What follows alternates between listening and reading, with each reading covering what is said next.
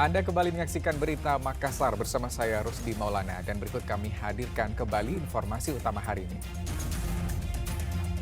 Usai 3 bulan penyelidikan, mahasiswi pembuang janin di wilayah Goa akhirnya diringkus polisi. Kepastian penyebab kebakaran kapal perang KRI Hading 538 di perairan Selayar masih diselidiki penyidik Markas Besar TNI. Pengamanan leg kedua play-off Liga Champion Asia antara PSM Makassar versus Bali United di Stadion Gelora B.J. Habibie, Kota Parepare bakal diperketat.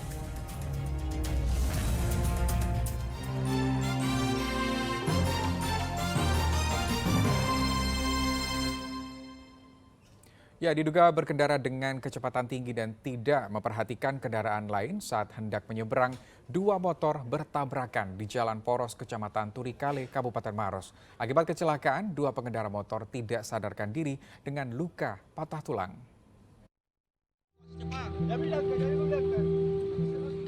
Dua pengendara motor pingsan di tengah jalan dengan kondisi kaki dan tangan patah tulang, ditambah luka robek pada kepala usai tabrakan di Jalan Poros, Kecamatan Turikale, Kabupaten Maros. Sejumlah warga langsung membawa korban ke rumah sakit terdekat agar segera mendapatkan perawatan. Kedua korban masing-masing bernama Hairul, umur 31 tahun, yang merupakan karyawan swasta, serta Daeng Sompo, umur 70 tahun, yang bekerja sebagai tukang ojek. Kecelakaan bermula ketika motor yang dikendarai Hairul melaju kencang dari Maros menuju Makassar.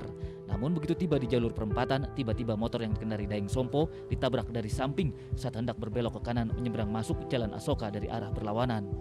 Kecelakaan tersebut terjadi karena pengendara sepeda motor Honda Scoopy ini bergerak dari arah Maros menuju ke Makassar. Namun pada saat mendekati tempat kejadian, dia menabrak dari samping kiri sebuah sepeda motor Yamaha Mio M3.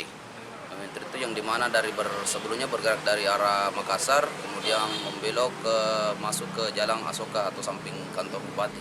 Artinya hingga kini polisi masih melakukan penyelidikan. Raisa Abu melaporkan dari Kabupaten Maros.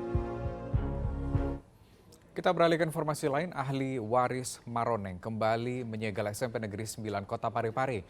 Penyegelan dilakukan setelah Satuan Polisi Pamong Praja membuka paksa segel gembok dan rantai pintu gerbang SMP Negeri 9. Gembok dan rantai kembali dipasang sebagai bentuk penyegelan SMP Negeri 9 Kota Parepare. Penyegelan oleh ahli waris Maroneng itu dilakukan karena pemerintah Kota Parepare dinilai tidak memiliki itikat baik menyelesaikan sengketa lahan yang berlarut-larut. Ahli waris akan terus melakukan penyegelan hingga pemerintah Kota Parepare meninggalkan lokasi tersebut. Lahan yang dibangun gedung sekolah itu diklaim telah dieksekusi oleh ahli waris Maroneng dan memiliki kekuatan hukum tetap.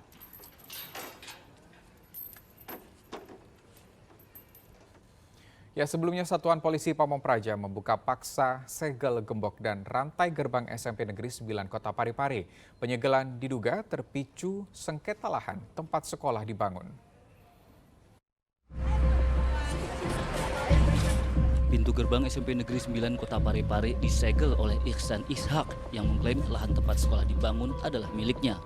Satuan Polisi Pamong Praja harus membuka paksa gembok dan rantai agar para murid dan guru bisa melakukan pembelajaran di sekolah.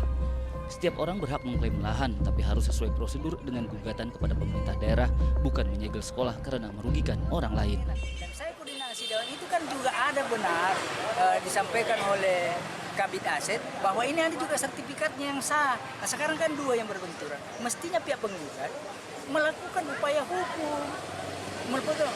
Nanti kalau fakta membenarkan, fakta hukum membenarkan kan bukan tidak perlu dia segel. Lahan sekolah ini sudah 6 kali disegel.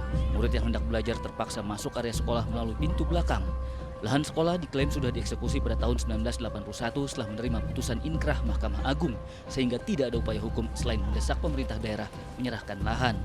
Luas tanah setengah hektar itu diklaim warisan Maroneng Nenek Ihsan yang dikuasai pemerintah sejak tahun 1964.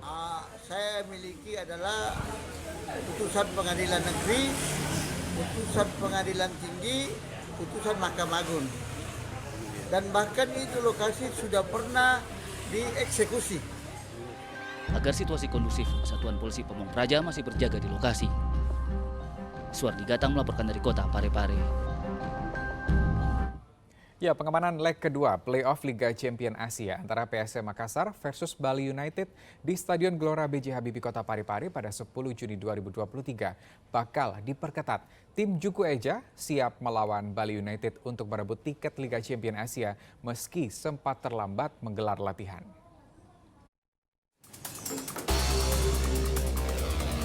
Latihan rutin ini digelar Polres Parepare sebagai persiapan pengamanan laga leg kedua kualifikasi playoff Liga Champions Asia antara PSM Makassar melawan Bali United. Ada 1.200 tim gabungan TNI Polri bersama Satpol PP diterjunkan. Pengamanan akan lebih diperketat karena perhelatan laga dilaksanakan pada malam hari. Pelaksanaan kegiatan rencananya dari jadwal daripada LIB itu semula tanggal 14 berubah sudah ada jadwal baru yaitu pada tanggal 10 Juni 2023 tepatnya pada hari Sabtu pukul 19.30 untuk Indonesia waktu Indonesia. Ini kan dilaksanakan malam hari, dan kira-kira ada penambahan personel dibanding liga sebelumnya? Untuk sementara, untuk penambahan personel kami sangat antusias sama dengan kemarin-kemarin pada saat kita pelaksanaan di malam hari. Kita tetap maksimalkan dan minimalkan situasi-situasi yang ada yang kita prediksi, analisa dan evaluasi. Makanya setiap ada kegiatan kita analisa dan evaluasi pada saat sebelum dan kita evaluasi apa kekurangan yang pertandingan sebelum.